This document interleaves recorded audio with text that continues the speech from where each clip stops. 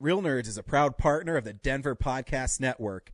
In the shadow of the mountains, we speak. Do you remember where you were when we elected a Sasquatch president? How about when you learned Ben Franklin was a robot? Or first heard Stalin's mixtape? I'm Zach Powers. I'm Brian Flynn, and we host The Revisionists. Each episode, one person explains real history and another tells an alternate version. And the winner becomes the truth. We let comics from Denver and around the country run wild through history. It's an in-depth look at history, but with more Babadooks. Check out The Revisionists, available every other Saturday. Wherever you get podcasts and at revisionistpodcast.com. Oh, hi, podcast listeners. There's many ways you can listen to the Real Nerds Podcast. You can subscribe on iTunes. You can also subscribe on Stitcher Radio. You want to send us a Twitter message?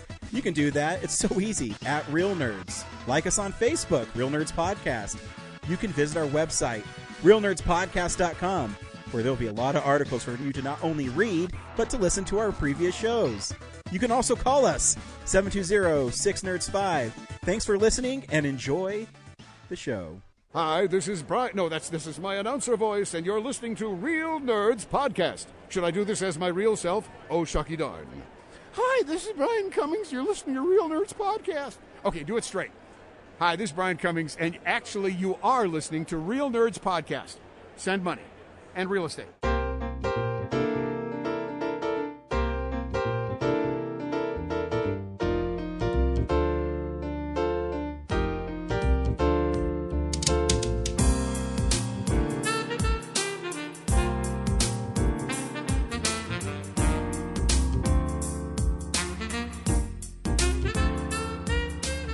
This is Real Nerds Podcast. He's looking at me waiting for me to screw him up. Unofficially, the official podcast of Denver Pop Culture Con.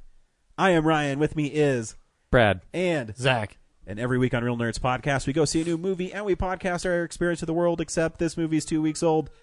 This week show is featuring Missing Link. Yep. Stay tuned to the end of the show. We will play the trailer, and then I'll tell you should see it, play the trailer, and then spoil a kid's movie. And we'll talk about it. I guess there's some shocking things in it. Yeah, there's some twists and turns. It's a good one. Adults can enjoy it too on a Pixar level. Yeah, oh yeah. Spoilers for our review. We also talk about movies that are coming out, movies we've been watching, and movie news. Is this going to go up before Monday? Yeah. Maybe. Probably. Okay. I know you have a lot of work to do. I just didn't want to... Well, just in case. Well, the live show's not going to have some of these segments, so it doesn't really matter. Okay, cool. Look, Brad, how much would it take to get this on the air immediately? So, a cool thing about us is we have not missed a week for over 400 weeks. And we are filming... Well, I guess we're filming. Are you filming it? I want to, but I'm also on stage, so I'm just going to film it. Why don't you just put it on a tripod? We are doing a live podcast at the Bug Theater May 6th at 7 p.m. Free admission to see us talk about movies. And we have a game that we're going to be playing. So we'll need audience participation, and it'll be awesome. Did you say a game? No, Tobin Bell, you can't come play this sweet. game. Have Billy cycle out on stage. Come out. The whole stage lights suddenly turn green. Real nerds, you spent your life talking about movies. Well, today the movies are going to talk about you. Yep. So, yeah, come out and see us. It'll be awesome. To your left is Michael Bay. To your right is McG. And they're gonna beat you up. Let the game begin. You lost it, Zach. Yeah. You lost I it. just- You had something and you couldn't finish it. No, I know. It sucks. That's what she said. But yeah, figure it out in the next day. Yes. Because yeah. the show's on May 6th, and I think this dropped tomorrow. So Yeah, so it'll be fun. You should come out and see us. I appreciate... I mean, we wouldn't be anything without people who listen to us. And Well, we would be something, but it wouldn't be... No, but, we're incredibly lucky. I mean, I'll talk about it on the live show. I'll be serious for a little bit, but at the live show, and talk about how lucky we are and... all the cool stuff we've done in all the cool 7 years. stuff. I mean, it's 400 weeks. When we started this, I couldn't even think this far into the future. So, yeah. We're dedicated. We are. Dedicated to the craft of podcasting and talking shit. That's what we do. Went to the Shit Talking Institute. Today is May 4th and Free Comic Book Day. That's right. Yeah. I was able to go to Hero Headquarters and pick up the Spider-Man one. I missed the Spider-Man one last year, so that's good. Nice. Picked up a Marvel team-up with Iron Fist. Did they have a Simpsons one from Bongo? I don't believe so. I used Kellen picked Pokemon. They had like a little Justice League one and some other kid one that he picked up. When I did collect, I used to go specifically for the Bongo stuff because I used to be a Bongo collector. So those days are far behind me now. Should never let him be behind you. Donkey Kong Jungle Beat has bongos. That's true. I've been down here since like 10 this morning, and so I heard that there's a comic store called Enchanted Grounds. Yeah. Not really a comic store. Yeah, it's probably more of like a gaming. It is. Store, But yeah. they had 50-cent single issues, and I was like, oh, I'll go check it out and see what they have. And I don't know where they got these comics from, but they had some really great stuff in there, like the first issue of Batman Teenage Mutant Ninja Turtles for 50 cents, which I think... Wait, what? Yeah. Which I think right now... I think the cover's $2.99. Yeah, and I think right now it's actually selling for $25. So that was a good one. I also got... I have to hit that up on my way back. Yeah, they had... I got 1, 3, 4, 5, and 6. And I know there was more there. I can't remember which ones they are. Well, but, each series only has 6, so yeah. yeah. So they didn't have... So you're missing 2? Yeah, I didn't have 2, but I got every other one. Yeah. And they have variant covers, so there's that. No, this is just... I think it's just the straight cover. It's... I think Raphael's... Cover A, yeah. In the front corner, and Batman's kind of standing over all of them. Was it you can tell because I think the variants are all Eastman drawing style. No, they're not my drawing style. Yeah, you have the same name as Kevin Eastman. I know. It's, yeah. I think of you every time I'm in Littleton. I'm past Eastman Place. I'm like, oh. You know what? You're useless because you could have been. I could have met someone related to Kevin Eastman, and then we could hang out all the time. But no, you had to be. I tried to last year, and you other- said, and you, when I said last year on the text, hey, I should go up to Kevin Eastman and pretend to be his long lost son and get support money, and you said Son's that too would close. be That's an obvious like, but you should be like third cousin. Yeah. It'd be like true. the Parent Trap. We don't look alike, do we? But yeah, so I was actually surprised. I got 14 comics and it cost me $7.54 with tax. That's really good. And because they had some Captain Marvels from the previous run, a Batgirl versus Catwoman from the Catwoman run that I would never spend, $5 for, but when it's 50 cents. And I got the Duck Avenger with Donald Duck. Its cover price was like $7. Is that a new one? No, it's maybe last year. That's still pretty cool. But yeah, I mean, it's a thick book. So yeah. Is Disney just publishing themselves, or is it like through Dell or not Dell? Sorry, that's it's old. Disney Comics. I don't know who publishes it though. IDW does it. Yeah. Every time I look at back issues, it's like either Gold Key or Dell that's putting it out. Oh, yeah. Or I think Dell puts out Looney Tunes. Put out Looney Tunes. I don't know. They did. Uncle Scrooge. I have some Uncle Scrooge ones. There you go. Okay. At Mile High, they have like a clipboard with all the numbers of the different free comic books, and you have to like sign up or like mark them off and everything. Yeah, and you have to pay money to get them too. Certain ones, you get like 3 free ones, and then whatever ones after you go that to you Mile pay High? for. I did. Was it super busy? Yeah, I got there like 10:02, and I walked in. It was just like I want to get out as fast as possible. So I just took the clipboard, marked off the number of the Turtles comic that they had, walked up to the counter, and then the card disappeared somewhere off the clipboard somehow. And then the guy was like, "Just tell me what the number is." Oh yeah, Kellen So- got the Ninja Turtles one. He's starting to get into Ninja Turtles. Well, there was 2. There was like an animated series one, and then there was like the IDW one. Yeah, I made him get the IDW one. Nice. Yeah. I think the animated one is actually just from last year, just recycled. Because I think I have that one already. He holds up the animated one, and you just slap it down. He's starting to get into the Ninja Turtles. It's kind of cool. I'll say. Yeah. Got my respect. Brad, you sure he's not your son? Oh, I'm sure. Better be. My son would be a genius by now. Hey, my kid's smart. He told me to fuck off today. And he wanted to poison you. Yeah, he did. So yeah, Free Comics Day was fun. Sweet. Yeah, I was actually surprised at Heroes Headquarters when I got there, like at 10. The line was really long. Oh, really? Yeah, Wasn't like when I a got couple there. hundred people. I think it's funny you missed that I know. I was literally right there. Batman 1000. I wanted that other one where it's like a bunch of Robins on it. Oh yeah, who did that one? Gosh darn it! I got the Steranko one. I mean, it's cool, but I wanted the Bruce Timm one. Yeah. I don't know how I missed that. Was it next? It had been next to the Batmans. All the Batman or Detective Comics 1000s were like right next to each other. So Sometimes. yeah, Sometimes. they had 4 of them. It was cool. Today we went to a park afterwards, and he was playing, and he got this ball. It has these. It's like one of those rubber balls, but it had spikes on it, and he said, a Mad Max ball. yeah. Well, he's saying it's from Mario because I forget the name of the enemy in it, but it's the little lizard guy who opens up his mouth and goes, "Meh," and it's like a mace, and he throws it at you. So he's kept on saying, Birdo? No, it's not Birdo. It's Birdo goes bow. yeah. Oh, I guess you said Mao. Sorry, I was texting your wife. What Yeah, that's what are you fine. talking So he got that, and so my wife was texting me because I was telling her about this lady whose son's name was Ashen, and she's wearing patchouli. And so I was like, it's so gross. Blah, blah, blah, blah. And then I look up, and Kellen's gone. I'm like, what the fuck? So Well, I'm this is how Shazam starts. yeah, exactly. So I'm walking around, and then I hear him laughing. And at this park, they're having soccer games going on at the same time. He ran out onto the soccer field and tried to play soccer with these kids. So, yep, my kid interrupted a soccer game. Yeah, that guy. Yeah, it's called Spike. Literally All right. just Spike. So, yeah. It's no Birdo. Bow. Anyways, we're going to go around town with Brad, and he's going to tell us about the sweet lineup that's getting extended at the drive-in.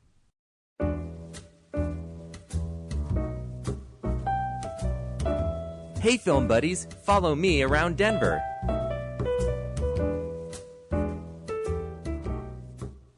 Oh man, the drive-in still has Avengers, Captain Marvel, and Shazam, and boy, is it great! If you're willing to stay up till 3 a.m. Hell yeah. I might be doing that today. Really ends around Really? 3 in the morning? Not the drive-in, but Oh. when I'm done here, I was going to go see the Avalanche, and I was going to use my Alamo season pass to go see Avengers. Get my Switch out. Yeah, anything else going on?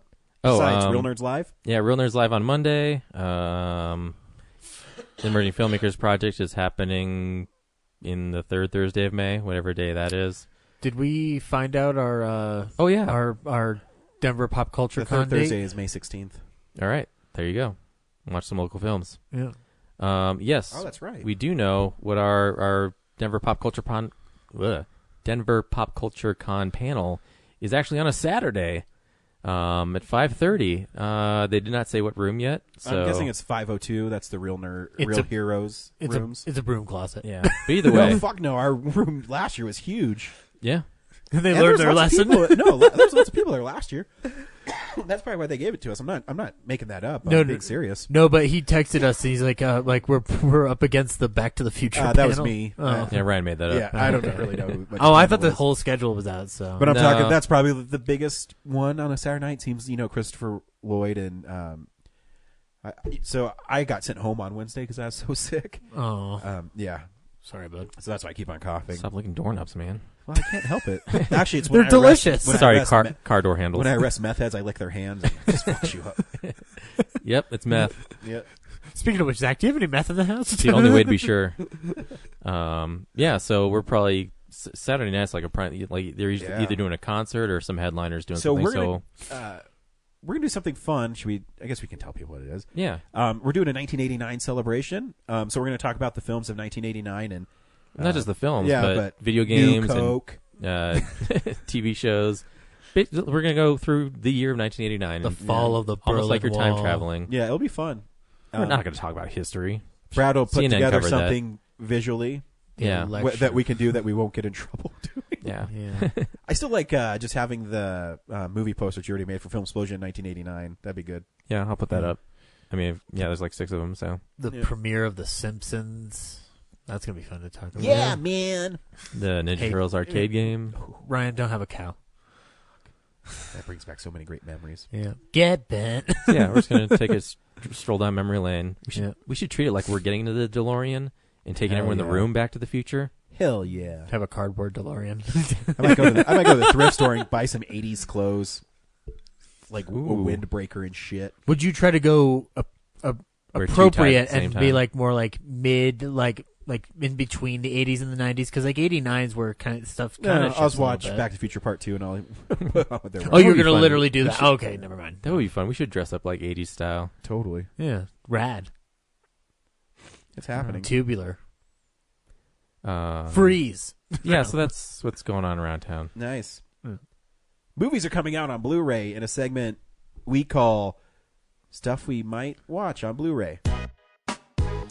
DVD releases and Blu-rays.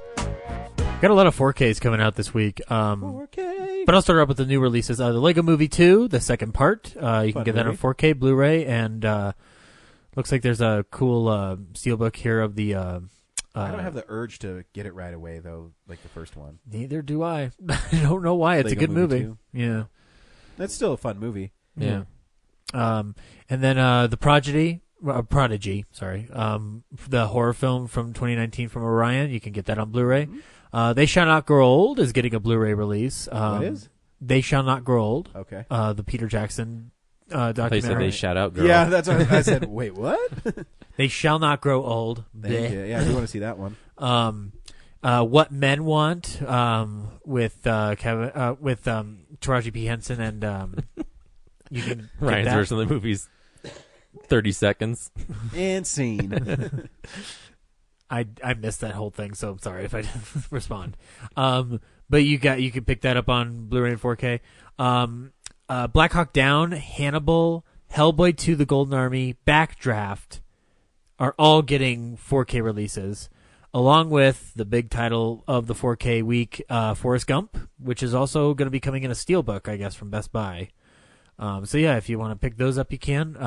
Well, we know how you feel about Forrest Gump, so you won't. I might still get it, even though I like the movie. I don't hate it. The key word is like, not hate. Didn't get that from you. Yeah, well, you can listen to words or not listen to words. Not listening. Kino Lorber is putting out Broken Flowers, the Jim Jarmusch film with Bill Murray. Ryan, you excited about his zombie movie? It looks fun. Like, okay, so it looks funny, but the font and the graphics make it look really cheap. Did you see the production company copyright at the bottom at all on it? Nope. It says Image 11, which Image 10 is Romero's company, so it's a nice little homage. Also, I just want to see Adam Driver and Bill Murray beat up zombies. So Yeah, I'm totally there. Yeah, I mean, I'm down, but Yeah. you know. Yeah, I don't know. I saw The Limits of Control, and I was like, I don't think I like Jim Jarmusch movies. Oh, I'm Even sure if they're you zombie movies. Dead Man and Ghost Dog are really good. Shout is putting out Blaze, which is an Ethan Hawke movie that kind of came and went, but it got like really good reviews at a festival. So he directed it. So if you want to check out Ethan Hawke directing a movie, you can do that. Javier Bardem and Penelope Cruz made a movie called Everybody Knows. You can pick that up. Everybody doesn't know. I've never heard of that movie at all. Well, it's foreign, so of course you didn't. And then Kino's also putting out Rhinoceros, which is a Zero Mostel Gene Wilder movie I've never heard of, so I'm going to have to check that out. And also from Kino Lorber, The Man Who Haunted Himself. And the cover is a picture of a man, and behind him is himself, but green. That's terrifying. I know, exactly. It just makes me all sorts of scared. And yeah, looks like that's about it. There's just a bunch of reissues of stuff. And, oh, guys, Kino Lorber is putting out Swing Vote, the Kevin Costner movie. Nice. That's actually a kind of cute movie. I think I saw it once when it came out. I don't remember it that well. But, yeah, anyway. Pick those titles up this week. Yeah. I got sent home sick on Wednesday. I was so sick, and I tried to work, and, I call into service. And I pulled into the station, and the sergeant came out, and he said, "Stop. Go home." And I said, "Your move, creep." No, I want to serve my city. I'm here to help. But on Wednesdays, we actually have extra help on. So I was like, okay, I'm going to If I barf on the criminals, they'll stop faster. And I made it home, and Kellen was sick, so he stayed home, and Laura went to the gym. And when she got home, I said, I'm just going to go lay down for a little bit. It was about 10:30. I woke up at 3. And I had such a bad fever. What day is it? It was so bad. Are you still sick? Or? Oh, yeah. Oh, okay. I'm still really sick. Great. You're not gonna get called in on Monday, do you think? No, Okay. no. You're not gonna be sick on Monday. I might be sick, but I'll still show up. I had to be told to go home. I was still going to work.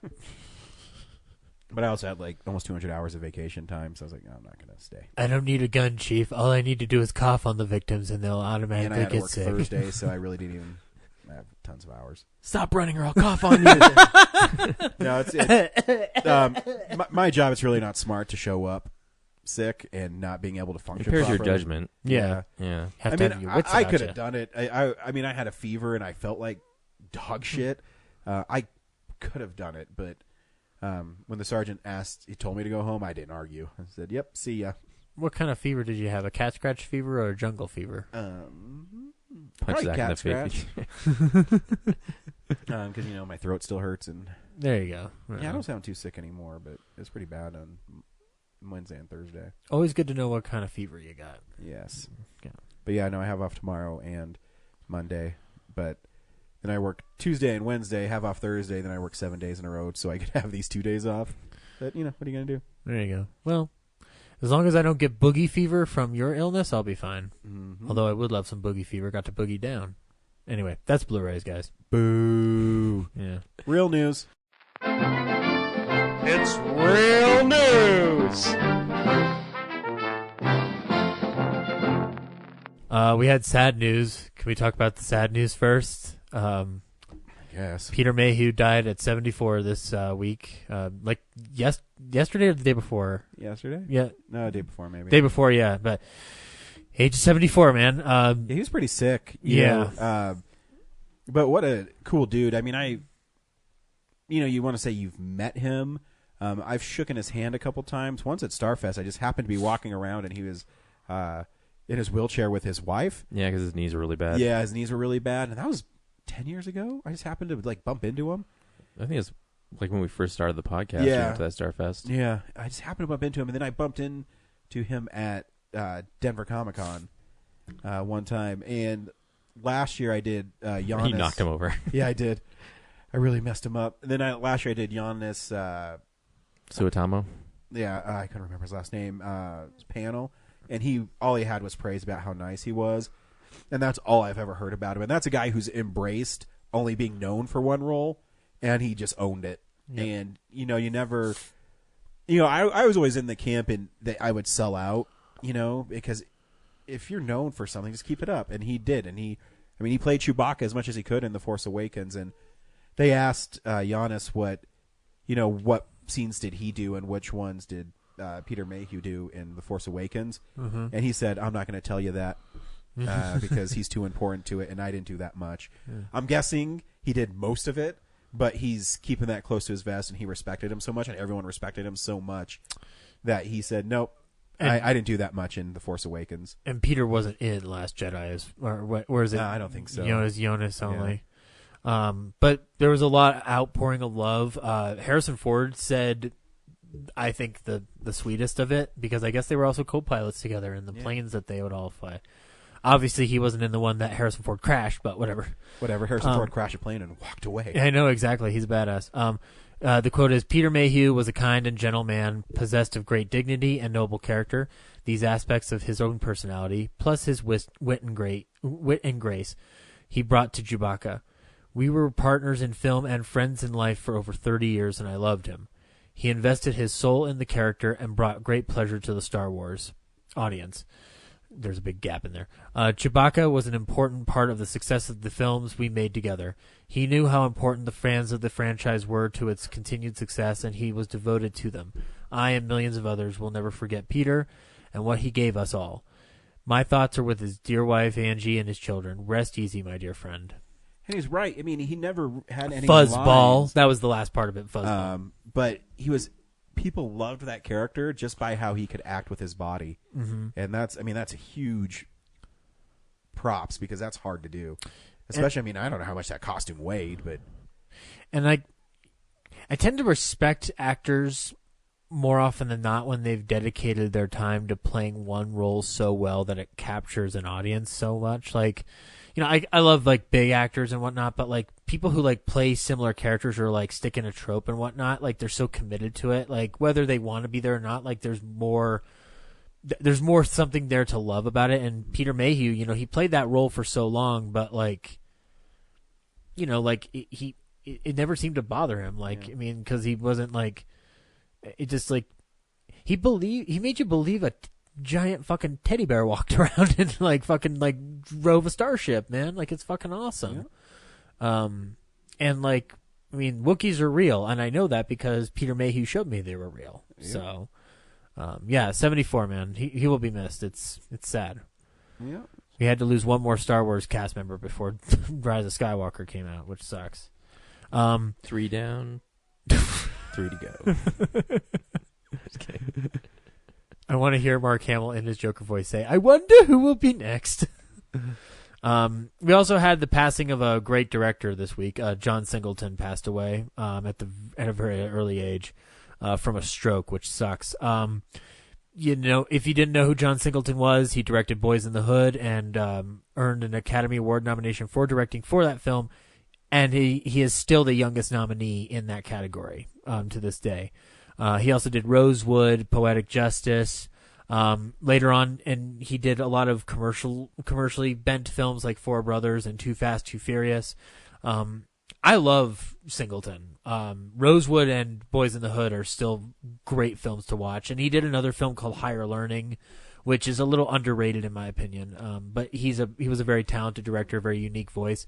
And he had been working a lot in television lately, mainly working on Empire. So it sucks. Like, you know, check your fucking blood pressure, people. Like, we can't lose any good artists to fucking strokes anymore. Like, we lost Luke Perry earlier this year. So, but yeah, Singleton. Like, you guys fans of Boys in the Hood or? Yeah, I don't mind. I don't think I've seen any of his stuff. You might want to check it out. Rosewood's really good. Rosewood's very interesting because it's based on a true story, but it takes some liberties to tell a broader story. So, anyway, I'm going to brighten things up with some news. Hey, California is going to make May 4th officially Star Wars Day. Yeah, I heard that is actually official now. Yeah, so there you go. Yeah. If we could just do the Star Wars. Now, if we could just make that nationwide, be great. Heck yeah. Yeah, you know.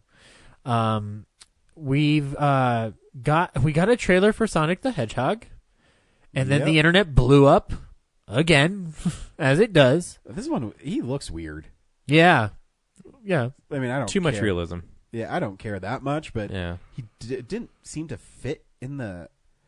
Actually, I was more offended by the music they chose. Yeah, the trailer, and just the world doesn't seem like Sonic. Yeah, like it's not there's a jungle, funny green meme zone going around right now with James Marsden with him talking to Sonic in a pickup truck, and then below it's him talking to the Easter Bunny in a pickup truck. Yeah, it's basically the same shot. Poor James Marsden. Oh, because he did Hop. Yeah. I didn't see that until after I wrote a status on Facebook, which is just like, this will be the second time he's driven around with a CGI creation in a car, and I just know now that within the next 10 years we need to have a third one to perfect the James Marsden drives with fictitious characters in cars trilogy. Yep. Like, it's going to be an unofficial one. You can box it up. Quit X-Men for Superman. Yeah. James Marsden's it seems like a nice man. James Marsden. Yeah. Just saying No, I don't know. It's just like I feel bad for him a little bit, you know? But like, hey, you know, a gig's a gig is a gig is a gig. But funny you should say that it looks strange and weird, this Sonic fella. Apparently the internet said that same thing, and the director said that they're going to redesign the whole damn character. So, with the hashtag gotta fix it quick. Yeah. So some private artist did it already, and it looks way better. Okay. So, all right. Hopefully they just throw him some cash and take his design. We have too much power as fans on the internet to change things. I mean, if you have the ability to and people don't like it, might as well change it so people like it. I agree. Because, I mean, how much is that movie already? I'm guessing it's probably $100 million already. Right. Does Jim Carrey still take a $20 million price tag? Probably. Probably to be in that movie, I'd say he would. Yeah. And you know he's just going to choose scenery. Yeah, but that's what he does best, and he does it well. But like, I don't know. Debatable. This trailer did not sell me on him. Oh, no, I'd almost rather. I like the one where they're shooting all the missiles at him and he's waiting for him. I thought that was pretty creative. Yeah. We'll see. Yeah. Ryan, did you like the Collector movies? Yeah. We're getting a third one. The second one's really good. I know the collection. Yeah. It's really insane and messed up. That nightclub scene's fucked up. Yeah, it's awesome. Well, we're getting a third one. I'll watch it. What's his name? Josh Stewart, who played Arkin in the series, confirmed it with a tweet of the poster. Just says the Collector 3, except the E in Collector looks like a 3. I know, it's adorable. I was thinking that's You like couldn't the exact see thing before that, you said it. Listeners, but Brad rolled his eyes really loudly. I rolled them so hard they almost fell out of my head. Is this the Photoshop thing sketch from Saturday Night Live all over again, where you're making fun of the Avatar font? This? No, not you. Like you're rolling your eyes because like it's just Photoshop bullshit. Sure. Because that's what basically this poster looks like. It's the same image from the first poster. I think that title needs to be changed, though. I don't like the Collector 3. I'm sure it will because it goes the Collector, then the Collection. And then what is this? The Collected. The Collect. God, do I have to think of everything? My friend Luke suggested the Collective, which I was just like, ooh, a cult of collectors. But yeah, Mark Dunstan's returning to Because I always think, direct it. too, so the new, when they make a new Friday the 13th, it's the 13th entry. I think you should just call it the 13th. Ooh, I like that. 13 the 13th. Just the 13th. The final 13th. The 13th going on 30. It's Jennifer Garner versus Jason. So yeah, and like I said, everybody's returning for it. So, but no word if it's theatrical or VOD. I'm guessing VOD because it seems like that franchise didn't hold any water at the box office. When the collection came out at the theater I was working at, it was dead every screening. Like I'd maybe have one person there a day. Trailer's garbage, that's why. Yeah. Movie's good. Yep, I agree. Anyway, Ryan, I don't know how I feel about this. Someone's remaking Charlie Chaplin's The Kid as an animated sci-fi film starring Jacob Tremblay. I don't know. Did you read the plot? Nope. I want to read the plot for you right Because now. when I see headlines like that, I just keep scrolling. Yeah. The Kid, an animated adventure, is set in futuristic New York City, which has been flooded and split vertically into two distinct regions. Tremblay's eponymous character is a young boy living with his mother in Uptown, a boring, artless place of overprotective safety. When he runs away seeking adventure, he winds up in the mysterious and dangerous downtown and encounters Chaplin, a robot with a human soul. Then together the two embark on adventures to discover the secret mystery behind Chaplin, while pursued by the police, the kid's mother, and a colorful cast of modern circus performers. Yeah, Nope. I'm out. Nope. If there's not a scene of him throwing rocks through a window and Charlie Chaplin has to come and fix him, I don't want it. But I mean, I at least want to know what the fuck Robo Chaplin looks like. It's probably not Robo going Hitler. to. That's a 1920s joke out there for anybody who knows what Charlie Chaplin looks like. They look so similar. There's a movie about it, and it's a great movie. Yep. The Great Dictator. Yeah, watch that. Pick up instead. the Criterion. It's amazing. Watch Maybe one that. of their best releases. Watch that instead of this. And then last piece of news actually concerns one person in two different stories. Netflix released The Hateful Eight as a miniseries. And everybody thought it was the Roadshow version. Turns out it's not. Turns out it's actually an extended version of the damn movie, re-edited to operate as a miniseries under the supervision of Quentin Tarantino and Fred Raskin. So basically a bunch of articles got written about Netflix putting on the Roadshow version, but they didn't bother to watch the actual thing that Netflix posted. So there was a slew of articles throughout the course of a week that didn't bother to do any research. And so Quentin Tarantino talked to Slash Film about it. Hey, what's going on? Actually, he was pretty angry that Actually, I people love. didn't. There's this one interview with Tarantino. It's like 10 years Tarantino ago. sounds a little bit like your Sam Raimi. Yeah, it does. Where he gets on this reporter's balls for talking about violence in his films. The TV interview about Kill Bill. So awesome. Yeah, he's just like, if you don't like it, then go. Then don't see my movie. Yeah, it's like you don't have to go. Yeah. I mean, I'm not forcing you to go, man. I don't make movies for you. I make them for the others. I make them for 10-year-olds. It's awesome. Now, if you'll excuse me, I have to get back to this conversation I was having over here. Tick, tick, tick, tick, tick, tick, tick. He just How many dicks is that? That dude also gets in trouble. Have you seen that dude says something to Robert Downey Jr.? Quentin did? No, the interviewer who got yelled at by Quentin. So he sat down with Robert Downey Jr. I don't know if it was for Game of Shadows, but he asked him, he says, so is it hard being sober? And What the fuck? Robert Downey Jr. sits back, crosses his arms, and says, this is what we're going to do? Ooh. Really? We're going to talk about this? I'm here to sell a movie. I was like, oh, fuck. I have never seen Robert Downey Jr. mad before. And he snapped.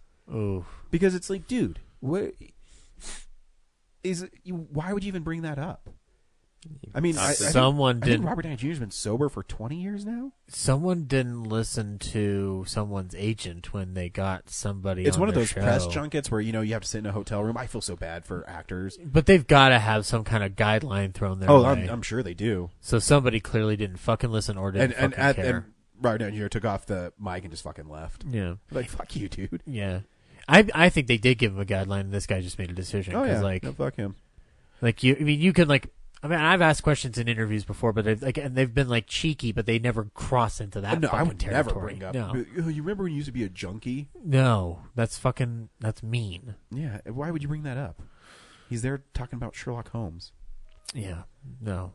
My new favorite ones, though, are the Aussie man. It's Australian slang, and so he did it with the cast of Game of Thrones. Uh-huh. And it's he did one too with Captain Marvel is awesome. But anyway, so yeah, The Hateful Eight on Netflix as a miniseries. If you want to check it out, like, it's re-edited with new footage, about 25 minutes of new footage. I should probably watch the Blu-ray you gave me 3 years ago. I mean, yeah, you should. I mean, it's a pretty good movie even without this whole new 25 minutes added to it. That was on my top 10 list, and I don't even own it.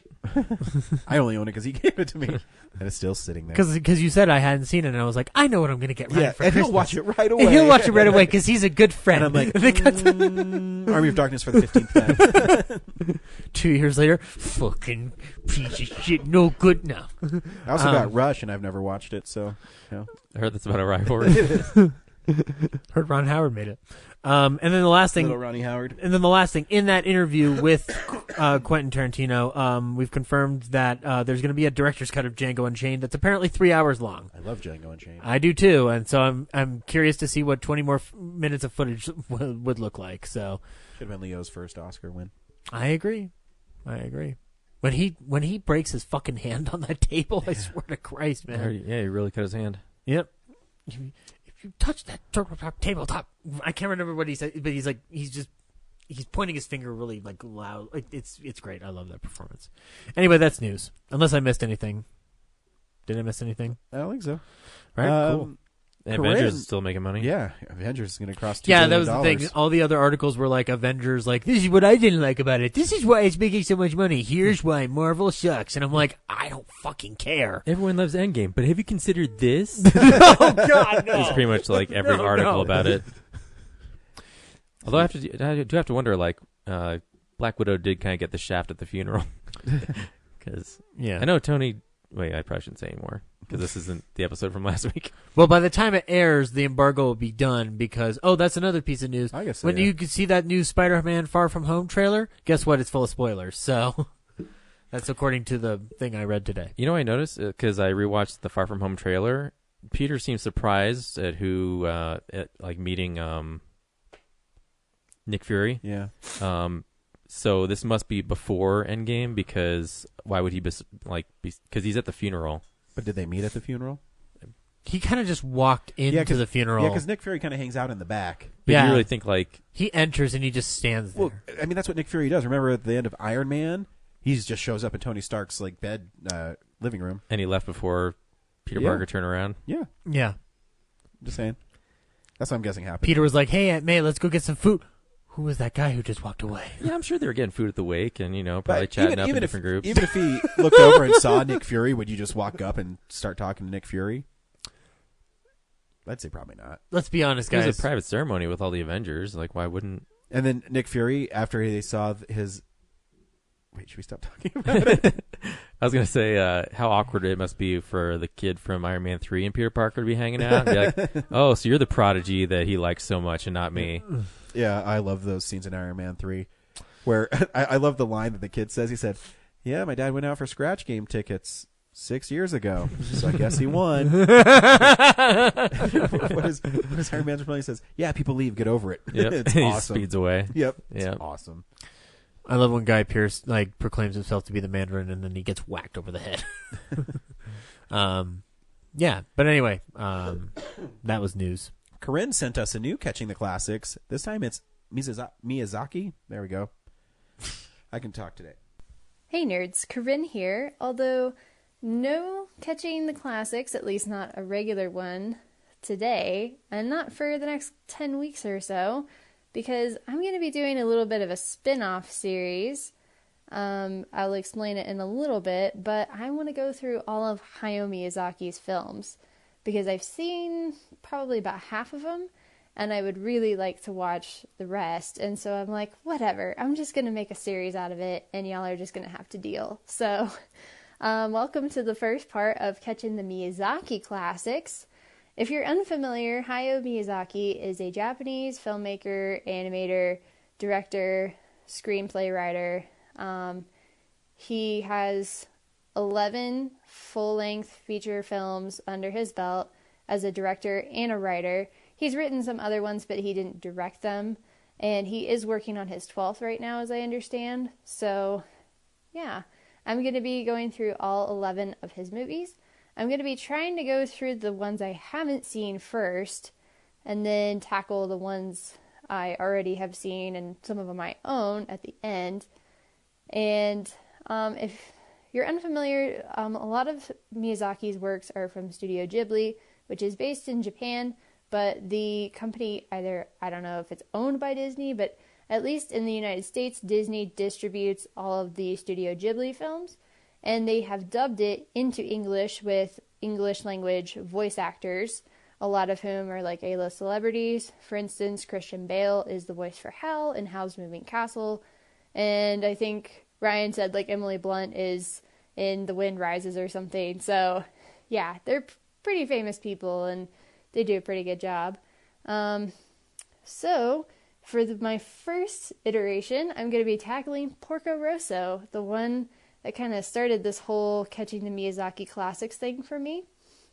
So how the whole little spin-off series came into being, I was talking with Ryan because I listen to Studio Ghibli soundtracks while I'm working, and there's this one song from Porco Rosso that came up. It's called Bygone Days, and the vibe of it was kind of this melancholic, kind of like a film noir sort of vibe. The best way I can explain it is it reminded me a lot of that song from Casablanca. I can't remember. What's the name of that? Whatever. You all know what I'm talking about. But yeah, it's the song from Casablanca, and it kind of reminded me of that sort of vibe. And I asked Ryan, I'm like, is Porco Rosso film noir? And he's like, it's hard to explain. You just have to watch it. So I did. And I was like, well, I want to talk about this movie, so I'm just going to do a whole series about Miyazaki's films. So, minor spoilers ahead, but Porco Rosso is, he's a pig he is a pig and he's not a pig. So he's a guy, but he was turned into a pig, sort of. He's still bipedal and he still has hands, but he just has the face of a pig, and it's never explicitly stated why or how, but it's kind of implied that he was turned into a pig as like this curse because he was a coward and defected from the Italian Air Force after World War I. And so now he's this seaplane pilot in the Mediterranean who is a bounty hunter. So like anytime these pirates attack these like tourist boats and whatever, and they take all their money and they steal some kids, Porco goes out there and he shoots them down and he gets all the stuff back. So that's what he does for a living. So the pirates are really upset with this. They hire this ace named Curtis to come in and kind of help them out. And Curtis shoots down Porco and so Porco has to go and get his plane fixed, and he ends up kind of contracting this lady, Fio. She's 17, but she's, this up-and-coming seaplane engineer, and so she fixes Porco's plane for him, and she comes along when he goes back to, she wants him to fight Curtis and, stand up for himself and defend his honor, and he doesn't want to do that. He just wants to go and, make money again. And so it ends up that they have this kind of fight of honor between Porco and Curtis, because Curtis wants to marry Fio, and so Porco kind of stands up for her, and they end up figuring it out that, if this wager, whoever loses, if Porco loses, then Curtis gets to marry Fio, and if Curtis loses, then Porco's bills that from his plane repair, Curtis will pay them. So, it's a really, really good movie. I really want people to go and watch it. The voice actors did a great job. So, Michael Keaton is the voice for Porco Rosso, which, just seeing the design of the character, I would never have thought that Michael Keaton's voice would come out of his mouth.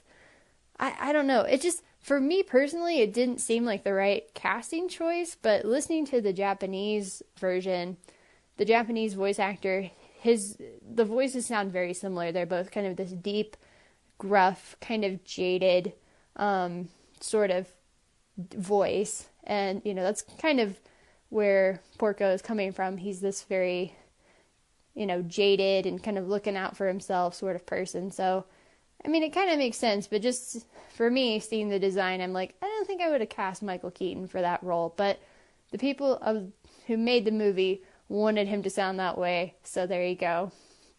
But that being said, Keaton does a fantastic job. Everybody on the movie does. The lady who plays Gina, who's Porco's love interest, she's the same lady who voices Meg in Hercules. So there's that. And this was kind of something that they had brought up, because even the people in the movie brought this up, of Porco has this kind of weird thing going where it's he's in love with Gina, or Gina's in love with him, but Porco's hanging out with Fio, who's very young, but she's, very pretty, and so they're so what's this deal, pick one, Fio or Gina, who's it gonna be? And that did kind of weird me out too when I was first watching it. I'm what's I thought Gina was supposed to be his love interest. What's this deal with Fio? And I was thinking about it, and I realized that it's kind of this chivalric romance sort of deal. Maybe not romance, but a chivalric kind of relationship where Fio is kind of, this kind of courtly love sort of concept where she kind of holds Porco up to a certain standard, and because Porco admires her and respects her, he wants to live up to that standard of this kind of, being honorable and fighting for what he cares about, and not just running away and not just being a coward or whatever, but, being honorable and being courageous. And so, and that's exactly what Porco does, he kind of becomes this sort of knightly figure where he stands up for his honor and for Fio's honor, and it's kind of this parental thing, but kind of not, and it's hard to explain if you haven't seen the movie, but that's what it came across to me as, is this almost kind of a chivalric romance, courtly love sort of deal. I also was kind of struck by the similarities. I mentioned the similarities between Casablanca's, whatever that one song is, I still can't think of the name of it, As Time Goes By. There we go. Casablanca's As Time Goes By and Bygone Days, which they play throughout the film, kind of whenever they have flashbacks and they're thinking of the olden days before all their friends died. They being Gina and Porco, because that's how they know each other, is they had mutual friends growing up. But anyway, I was struck kind of by the similarities between Porco and Rick from Casablanca. That's Humphrey Bogart's character. And because, they're both these kind of dudes who they look out for themselves. They kind of are purportedly like self-interested and self-centered, but deep down, like, they have a soft spot, and they do have this kind of code of honor that they live by, and they tend to have this kind of a chivalric kind of bent to them, where they try to help like those who are, you know, down, and like the innocent and women, and you know, kind of this like people who are, you know, traditionally considered vulnerable, kind of like that. But, you know, again, it's kind of, they're supposed to be self-centered, but they also kind of have a code of honor thing to them. And yeah, like, they don't have any kind of allegiance, and their allegiance is kind of fluid, and or just, you know, again, kind of self-serving. And so yeah, I was telling this to Ryan after I watched the movie. I'm like, I think that they meant for Humphrey Bogart to be the voice for Porco Rosso or something, you know? Like, if Humphrey Bogart had been alive, he would have been the perfect voice for Porco. But yeah. Did I have any problems with the movie? Yes. I was loving it. I was having such a great time, smiling the whole time I was watching it, up until the very end. So, again, spoilers. So the fight happens, Porco wins, obviously. But the Italian Air Force is coming in because they know about the fight. And so Gina warns everybody, and everybody leaves. And Porco, gives Theo to Gina, and he's like, here, like, take her to respectable society or whatever. And Porco and Curtis decide to be decoys and, like, fly around and draw the attention away from everybody else who was there at the fight. And that's kind of it. That's how it ends. You know, Curtis says something about, like, oh, hey, your face. Like, maybe he doesn't look like a pig anymore. Like, that's the implication. But we never get to see Porco's face, whether he is human again. And we never get to see... Yeah, we never get to see anything. Like, we just get, like, a minute of Theo voicing over and just being like, and Gina and I stayed really good friends after that, and sometimes I still go and hang out at her hotel. And as for what happened to Porco, like, I'm not going to tell you. What? I just, it really pissed me off the first time I watched it. And again, I had such a great time. I was like, I have to go back and watch this again, because it was just fun up until the very end, when it ends very abruptly and in this kind of unsatisfying way. But yeah, I'm not sure. I don't know how I want to rate these movies. I'm just gonna give it like a B+.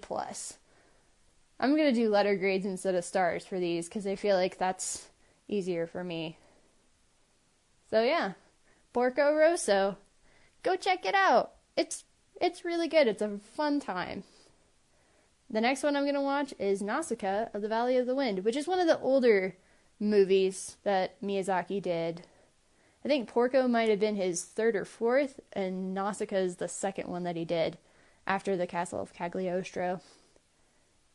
So one other quick note is that this segment has been brought to you by your local library. Yeah, you remember those things that your tax dollars pay for? They have lots of cool stuff in them, so you should go check them out. They have things like Hayao Miyazaki movies. So support your local libraries. Thanks for letting me rant about that, nerds. I promise the next one won't be so long. Bye. Yeah, I really like the Porco because I was always enthralled with the pig in a trench coat, and it's voiced by Michael Keaton. But I was talking to Corinne, and we thought that Humphrey Bogart would make a really good Porco, which he probably would.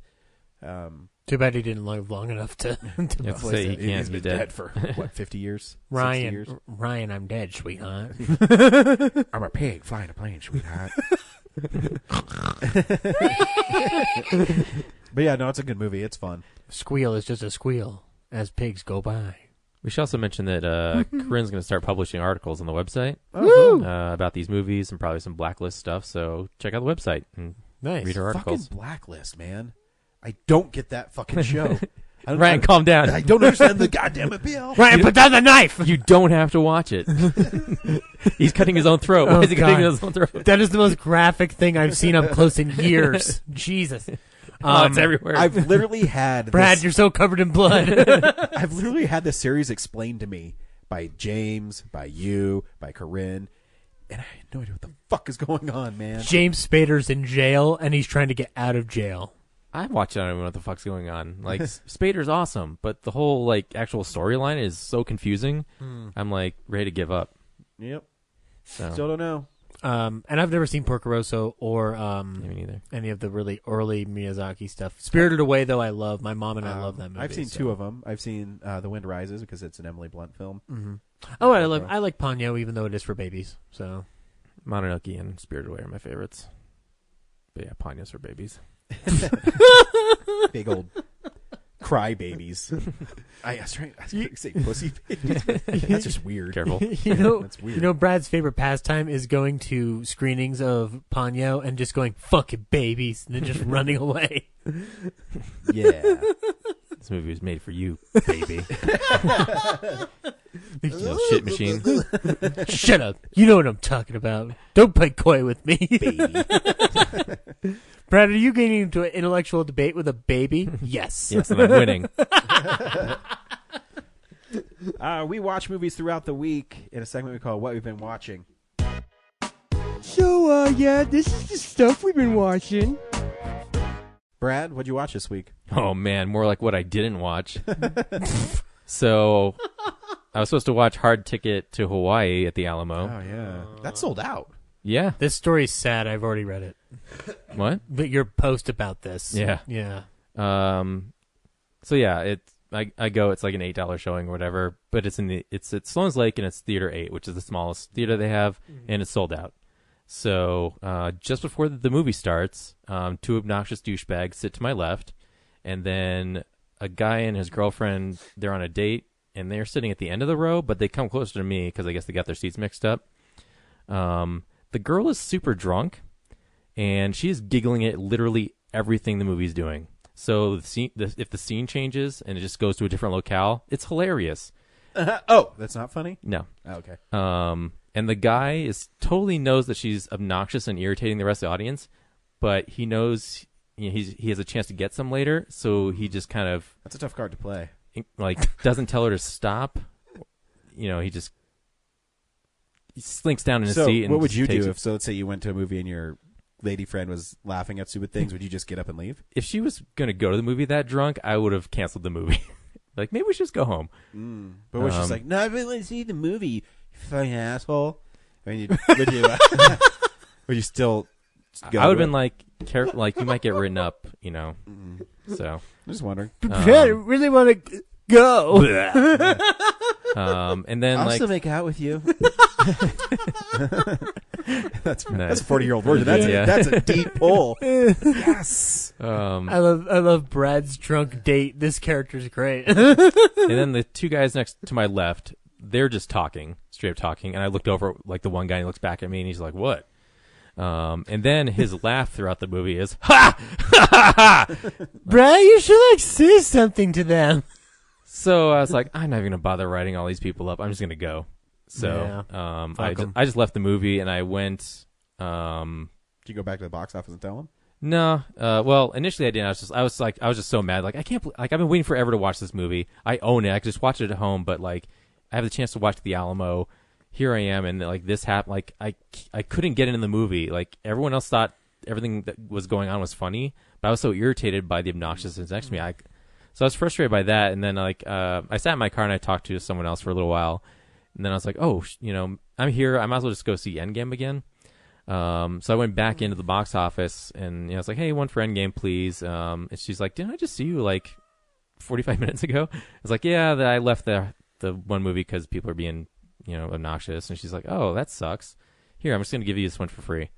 Nice. So I saw Endgame for free. But part of my going back was because I really wanted some ice cream. So I went to Endgame, and then they never served me. So... did you get there before the movie started? Yeah, like 10 minutes.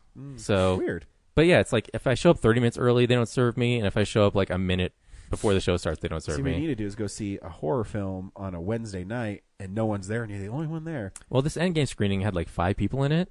And that's the Wow. other part. So I didn't get served. And then the guys in the row, like, that's like kind of cuts through, because this was the biggest theater, Theater 1.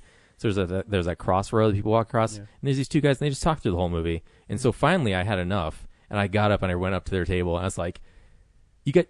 I forget exactly what I said because I was like this little bit of a rage thing, but Do you guys have ice cream? Yeah, I forget exactly what I said to him, but his response was like, "Do you work here?" I said, yeah. Oh, I remember what I said. I was like, "I don't, but everyone else here is fucking watching the movie right now, so it doesn't matter." wow. And then I Did they stop talking? no, they kept talking Oh, I would have put up a flag. Why are you so afraid to put up a thing? because no one was serving me. Oh, that's right. I guess it wouldn't have mattered. Yeah, I was sitting there for 2 hours being like, I want to write them up, but there's no one coming by my table. I would have walked out to the box office. I did, and no one was out there because they were. It was like 11. It was 11:30 that showing or sucks. something. So yeah, about midnight. No, sucks, Brad. I even walked into like the service area, and no one was back there either. So Holy cow. yeah, it was like pretty dead. Not even your drunk date was there. My drunk date. No, I just love this character we Brad. created. Yeah, Yeah, no. it was one of the sorry. worst Alamo experiences I've ever had. Yeah, that's horrible. Yeah, I think a couple weeks before that, I had some trouble with the service. Did you at them in that post, or did you just? No, because I don't like Steve might pick up on it, and I like the one thing is at the very like as the credits were rolling, the server finally like peeked down my road, and he's like, "Oh shit!" And so he gave me 2 more free tickets. So Oh, there you go. I still came out on top, but just having to sit through everything. Sorry, bud. That sucks balls. And then the last thing, the real thing I watched, I totally forgot. I hate that when I get so mad that I just can't remember what I'm doing. I watched The Brain, which is really the only way to watch is with the MS33K commentary because I thought it would still be funny without it, and it's not. Yeah, I got it. The people on Blu-ray.com, I think, gave it 4 out of 5 stars. It's an interesting. I haven't seen it in 20 years. I remember renting it at Blockbuster. I don't remember last time I've seen it. I want to watch it without the MST3K that we saw it on, like because it does have a reputation of being like a fun little culty watch. So I don't know. Yeah, I couldn't remember anything about it. But MST3K did make it very hilarious. So yeah, and they also got all the nudity out of it. Oh man, yeah, that sucks. Not on the DVD. The No, I know. MST3K one, yeah. Obviously. Yeah, but it's not that much. I could have left it in. Oh man, they cut out all 5 dicks. And then the drive-in, I saw nice. Shazam and Captain Marvel again and Avengers, and it's pretty awesome. Yeah, Although it was a long sit, That is a long shit. and it was still cold. But yeah, good time. So go check out that lineup while they still have it, because I think they're gonna. The owner actually asked me, "What do you think they're gonna do?" Huh? Guessing Detective Pikachu, right? Well, she asked me, she's deciding if she wants to do Detective Pikachu or John Wick 3, and I was like, Detective Peach, I think your audience is probably starved for a kids movie, so and John Wick 3 you'd probably only be able to show as the third one. So Yeah. Why don't you start with Detective Pikachu and put whatever in the middle, and then end with John Wick? no, John Wick right after Pikachu. Yeah, well, John Wick's a completely different week, so Yeah, I think John Wick's. the following. Yeah. But they kind of want to, when they buy something, they want to hold this for as long as they can. So Right. probably Pikachu's the way to go. Detective Pikachu might have longer legs. Because you're probably going to keep Endgame for a little while. Yeah. So John Wick would probably just be too much. Yeah. That's all I've been watching. Nice.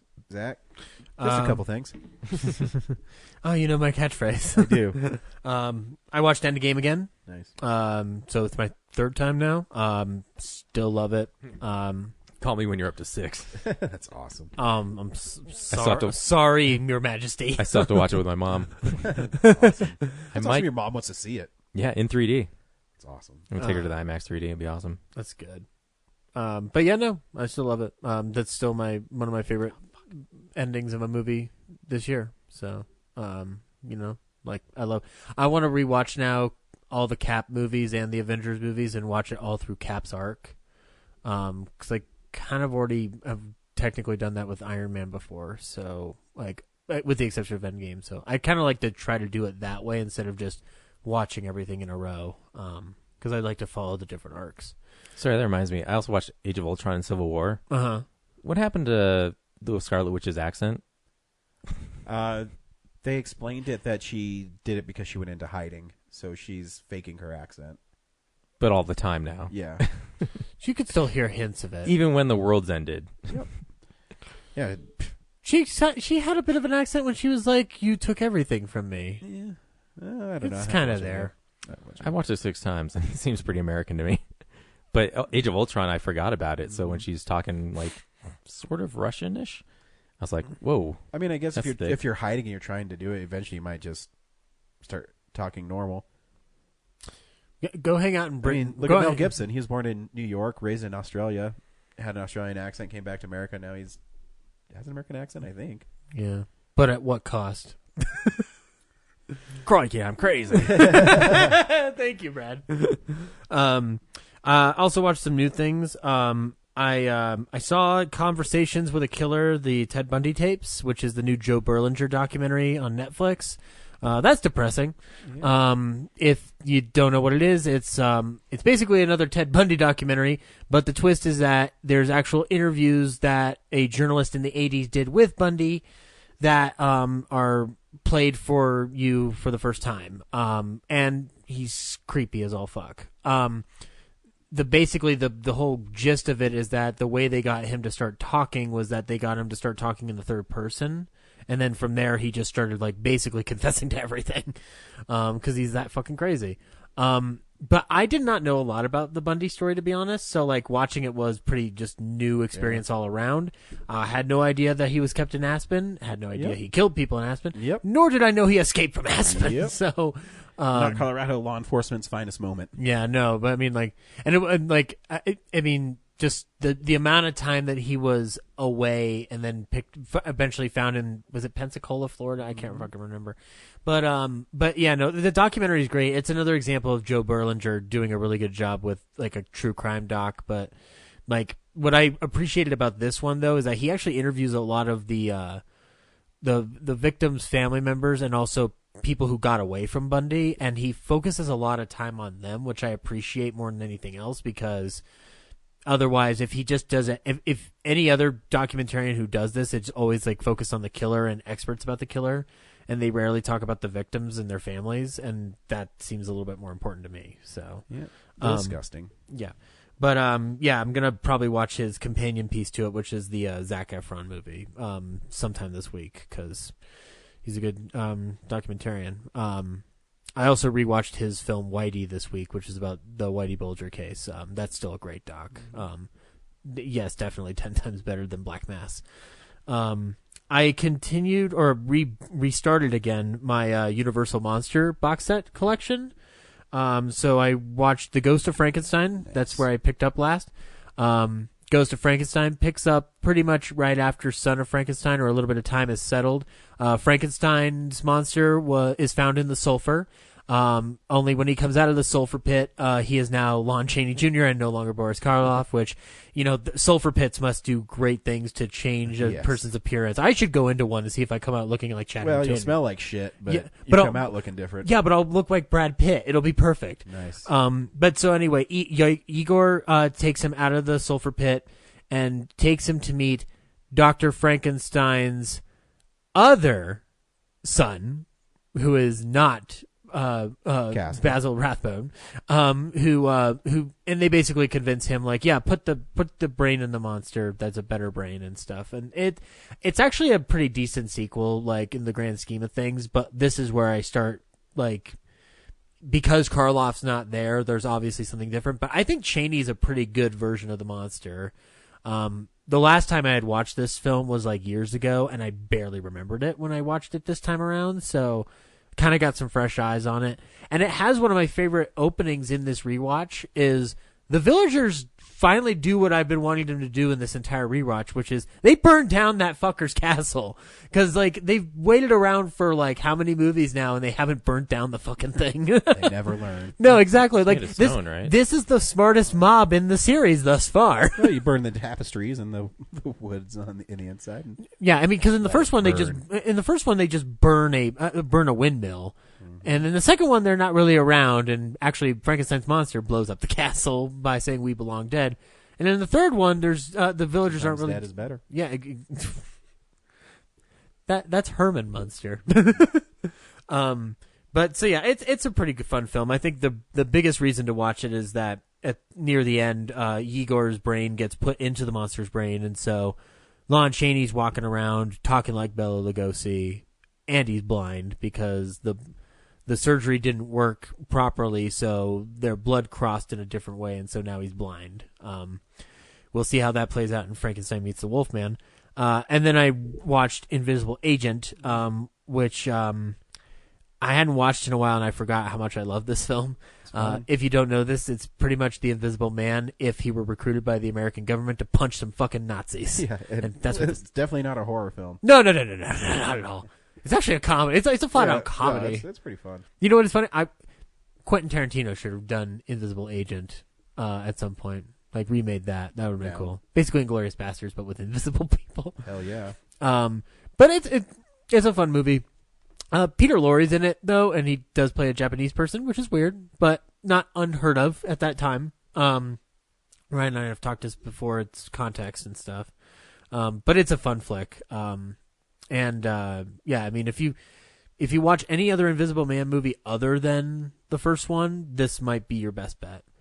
And then I rewatched Blazing Saddles and The 12 Chairs, which are two Mel Brooks movies that I love and adore. Blazing Saddles has been talked to death, so it's good. Watch it. 12 Chairs. Have you seen it, Ryan? Nope. Brad? Anybody else who hasn't seen it? It's the story of a man who lives in now Soviet Russia, who was part of the aristocratic set before the revolution. In Soviet Russia, 12 chairs sit on you. Who finds out from his dying mother-in-law that she sewed her jewels into one of 12 chairs. So he teams up with a street urchin played by a first time on the screen Frank Langella to find the chair with the jewels in it, and they have to try to beat the clock against a priest who overheard the mother-in-law confessing it in her final confession. And the priest is played by Dom DeLuise in his first role as well, or his first big role. And Dom DeLuise is great in this film. Aren't all roles for Dom DeLuise big roles? Sorry. Yes. That's actually pretty funny. Love it.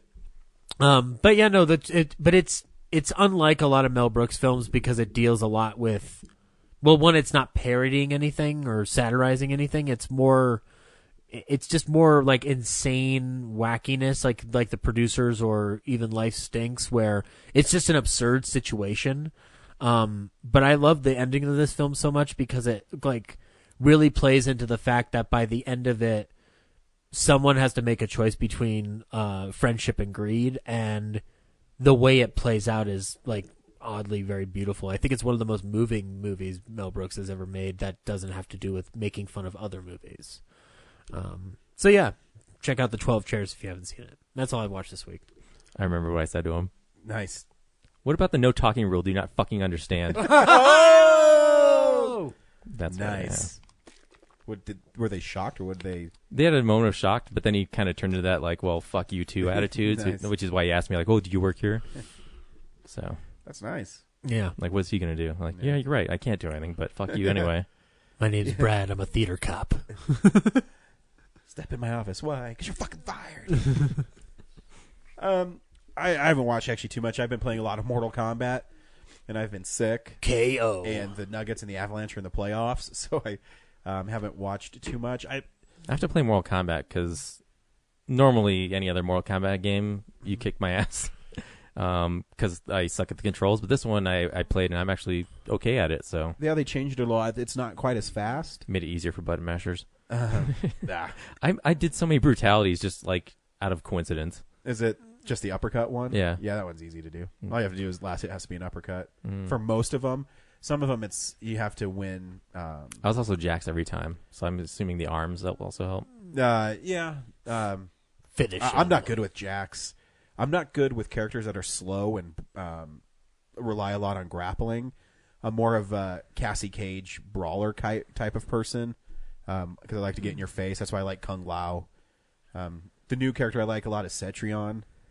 She has some pretty sweet moves. Yeah, plant lady. Yeah. I should have played Mortal Kombat when I was a kid. Should. I'm awesome. an idiot. So yeah, I've been playing that. Playing the fuck out of that game. The fuck out of it? Fuck out of it. Oh God, Ryan, look at you so getting all nasty. His copy's fuckless now. Yeah.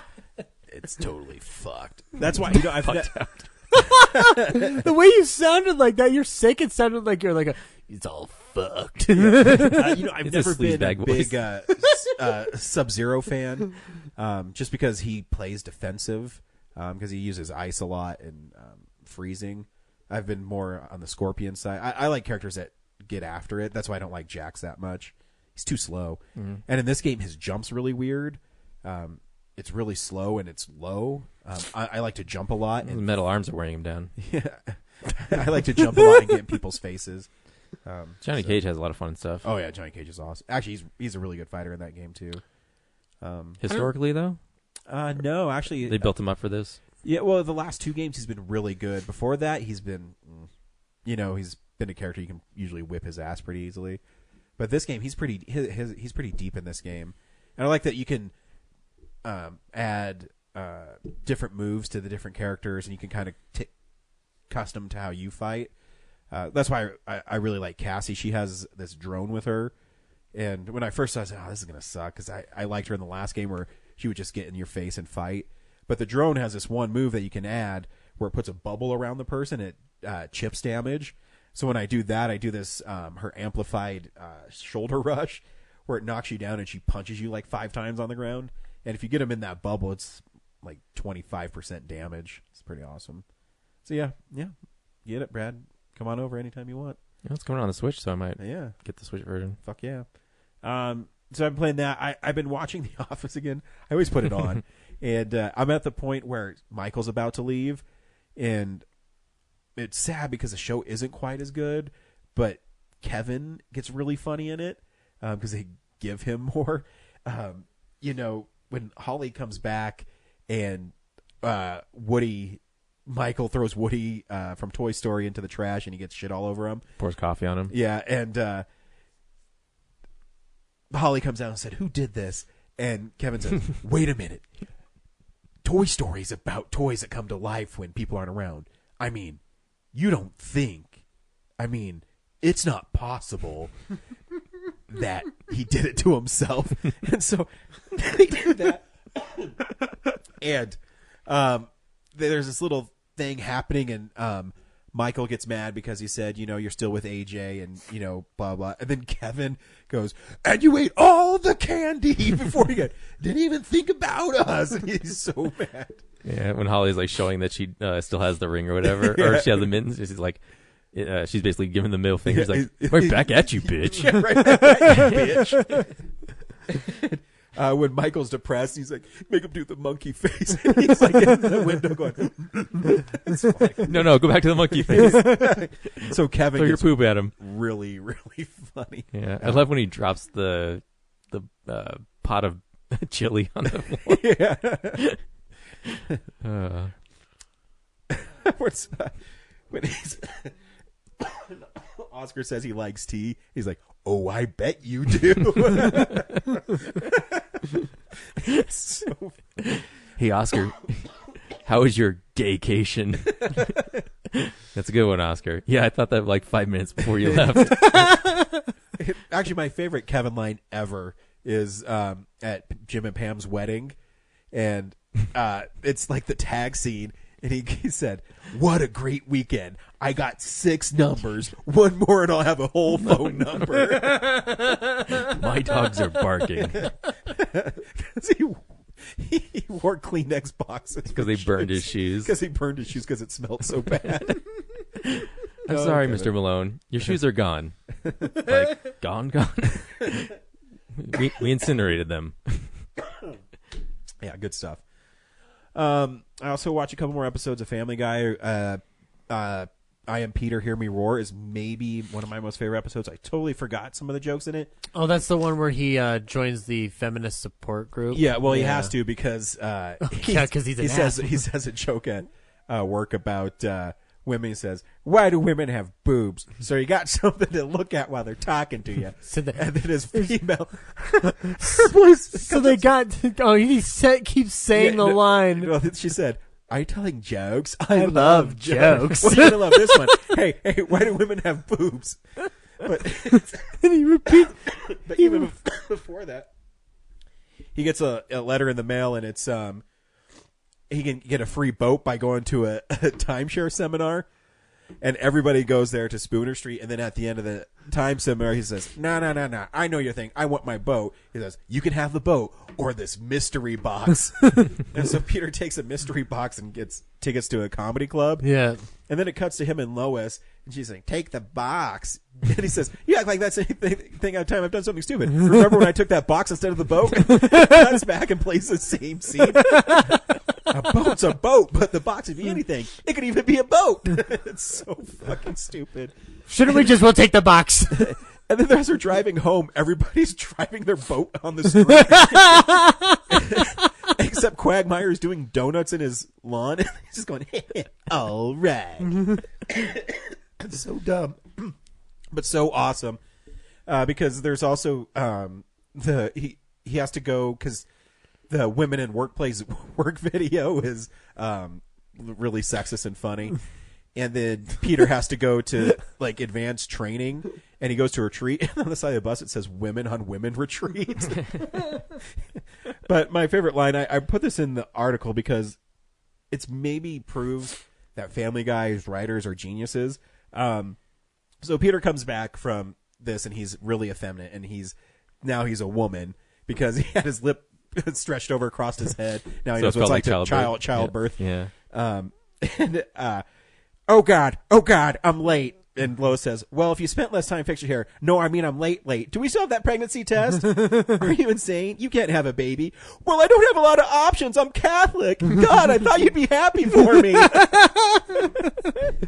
Fucking genius. That is genius writing right there. It's not a line, but my favorite moment in that episode is because earlier on in the episode they talk about how hard it is to deliver a baby, like the pain you feel delivering a baby, and then it's like it's like having your lip, your lower lip pulled up over your face, and then he gets into I can't remember the full incident, but he runs into a tree and just falls down the tree several times. No, it's trust falls. And so, the trust falls, yeah. So he climbs to the top of the tree to do the trust fall. Because he's going to do like a backflip. So yeah, and then it's followed up with If I'm Dying, I'm Lying, which isn't a very good episode. It's Chris pretends that he has this, or Peter says that Chris has this disease because they want to save Gumble to Gumble. I actually found that funny. I never really laughed. I just was Brian Gumble, Greg Gumble, like that part's not bad, and brothers. But, the rest of it is stupid. Well, they take it too far with the Make-A-Wish Foundation. Yeah, I mean, I obviously don't care if they make fun of stuff like that. Yeah, because I get the show, but if it just the episode didn't work. So yeah, that's what. And the last thing I watched is I finally got back to Cary Grant movies and. I watched Indiscreet. Oh, yes, which you is, did. From 58. Ingrid Bergman, yeah. Yeah. And the director of Singing in the Rain and Charade. Yep, Stanley Donen. And it's a pretty fun little movie. In it, Cary Grant plays a guy who works for NATO, and he's an ambassador, and he meets Ingrid Bergman's character, and she's an actress and single, and they kind of hit it off, but you find out, I'm sorry, darling, I'm married. And but he's really not married because he just doesn't want to settle down. But then she tries to make him jealous when she finds out that he's not married because he's been lying to her. And then it just creates this like silly kind of sitcom-y stuff going on. It's a comedy of errors. Yeah. And it's a fun movie. Yeah. It's not the best of their pairings. Oh, no. By any stretch. I mean, Notorious is obviously their best movie, but though this is one of the first films to use split screen. Oh yeah, no, the split the film is shot really well for a film that really takes place in one room because it's based on one act play. It's based on a play. I can't remember how many, but it's a play. Yeah, so it takes place basically in her apartment, and I mean, there's some really great scenes, and they're really good. They still have great chemistry, and it was really racy. I was reading about it that. In one of the split screens, they're in bed together, and it's done on purpose. So they're basically lying next to each other. And I mean, he totally like bones her and stuff. And they mention it because he stayed the night one night. It's a fun movie. It's true. I remember shot really well. It's true. I remember that one Grant interview years later where he's like, "Yeah, I boned her." Yeah. I'm pretty sure the cinematographer from Lawrence of Arabia. It's shot really well. I'm pretty sure that real quick. Actually, I know it's an Academy Award winner. I can't remember off the top of my head, but it's a good one. And that's what I watched this week. Indiscreet, my 40th Cary Grant film. 40 fucking flicks, man. And I still have 37 more. If I can see them all. I think some I'm not going to be able to see because I've been digging. Yeah, but I mean, you've gotten more than I thought you'd ever get. So there's also a it's Freddie Young, yeah, cinematographer for both those movies. Yep. Yeah. And Dr. Zhivago and Ryan's daughter. Ryan, you have a daughter? Yes. And you only live twice. No, he's a great cinematographer. So I mean, if you take a film that doesn't have a lot of sets and make it interesting, there's a really great shot of them kissing on behind like a wall that looks amazing. Mm-hmm. Kind of looks like a spy thriller. There's a little bit of a silhouette there going. Yeah, it's awesome. Lovely. There's a Criterion release of a Swedish actress that was Cary Grant's first big breakthrough called Blonde Venus, and it's on Blu-ray, but it's in a box set. So I'm hoping they're going to split them up like they did with Guillermo del Toro's one eventually. Yeah. I don't know if they're going to. I can look into it. Let's see what I'm interested because I mean I want to see it, and I guess if I can get all of them at half off when they do the sale, actually I'll get it for 60% off. Yeah, it might be worth it because I heard the set's really great, and I don't know. I forget who it's like. Von Dietrich or something. I don't remember. Oh, Marlene Dietrich. Yeah, Marlene Dietrich. There we go. Yeah, that's the Dietrich von Sternberg box set. But I heard that box set's pretty good. I want it because they cleaned up her stuff really good. And I heard Blonde Venus is great. Yeah, and those films didn't get treated well up until Criterion getting their hands on them. So, it's not to diss Warner Brothers or anything, but I guess it's the first movie where people go, "No, this guy's pretty good." Yeah, no. So I'll be interested. Anyways, that's what I watched. Sweet. This week on Real Nerds, we saw Missing Link. Brad, should people see Missing Link? Yeah, it's a good movie. Zach, should people see Missing Link? Yeah, this is one of my favorite movies of the year. Let's go. Let's go. I'll see it, guys. Let's have some fun with this joyous, wondrous animated movie that's amazing. Yeah, I love this movie. I took Kellen to it, and Kellen loved this movie too. Mm-hmm. So it's cool to see that it plays. I can't wait so broadly. I can't wait for my nephew to get older so I can watch it with him. Yeah, it's awesome. And before we play the trailer, Hugh Jackman is an amazing voice actor. Oh yeah. I mean, I knew he was going to be good, but he's amazing in this film. Yep. Everybody's good across the board in this. We'll get into it. Yep. But here's a trailer for Missing Link. I offer you a glimpse of a legendary creature, lost in time. Neither ape nor man, but a giant. He's had many names. Actually, I go by Susan. Susan? Yeah, Susan. That is a girl's name. Yes, that's correct. It suits you. I need someone who knows the wild places of the world, and you're the world's greatest adventurer. What exactly do you ask of me? I'm lonely. I'm the last of my kind. But on the other side of the world, they talk of this creature. The Yeti. I think these Yetis are my cousins. Can you take me there? I give you my word. Okay, what is it? What? Your word. No, it's a figure of speech. Sounds good. What is it? Well, I'm on my way. We have a long way to go. We'll need a map. We're not gonna break in, are we? Climb the wall and pull me up. I'm taking my time, but I don't know where. Bravo. Thank you. Now, to find the place you belong, you'll need to keep a low profile. A monster! Oh boy, that is gonna let in an awful draft. So let me see if I understand. You plan to travel around the world to the home of the Yeti. I know the secret ways through the mountains. You see, Gamu, whatever you do not mention the chicken. No chicken, got it. Zip. Greetings, Venerable Gamu. It is an honor. What's with the chicken? It will not be easy, but we will find your place. Throw the knife, Bowie! I gotcha! Shangri-La? We call it. What does it mean? Keep out, we hate you. Throw me out of the pit. I think you might be a little too heavy. Nonsense. Now, give it all you've got. Oh, it's hard to know whose fault that was. Let's do it again. Are you always amazed that this is stop motion animation? Because it is freaking beautiful in this film. Leica's got it going on, man. I mean, it's not 100% because some of their backgrounds are green screened. Yeah, I mean, I CGI get that, stuff. but I like them. I mean, the models alone. But the main animation from the models is stop Yeah. motion, yeah. Yeah. All right, because I mean, the opening scene is stunning, where they're on Loch Ness, and Oh, yeah, with the water effect. I like how he's basically using him as bait. Yeah. But yeah, no, it tells the story of Hugh Jackman going off to find the missing link, and then he decides to help the missing link find the home of the Yetis. But only because missing he a wants lot there. something. He wants to be part of this gentleman's club in England Of hunters or explorers. Yeah, and yeah. he doesn't want to kill the animals. He wants to prove that they exist. Yeah. And those guys are like, well, you're not a gentleman because the only way you're going to prove it is by killing them, and you don't belong in here. And so his life is studying these. Because they're a bunch of chauvinistic colonialists.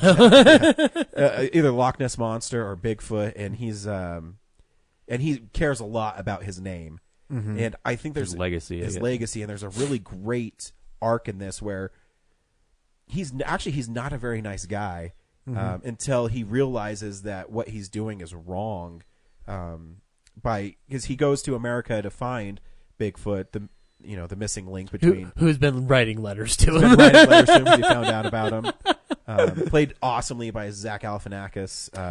It's such a wonderful, I think this is my favorite Galifianakis role in a movie. Yeah, because I love that he takes everything literally and he has to learn sarcasm. Yeah, it's pretty great. It's just such a simplistic, nice, and I know it's a voice performance, so I guess that's different from an actual performance from him. But no, I think you still have to be a great vocal performer. no, absolutely. But I could name a bunch of other Galifianakis movies I like where he's just in person. But this one in particular, he's just so there's an innocence to his performance that I haven't seen from him in a long time. Probably maybe since The Hangover, and that's not even that innocent. This is even because it's a children's movie. It's absolutely innocent, and I haven't felt for a character on screen other than Avengers.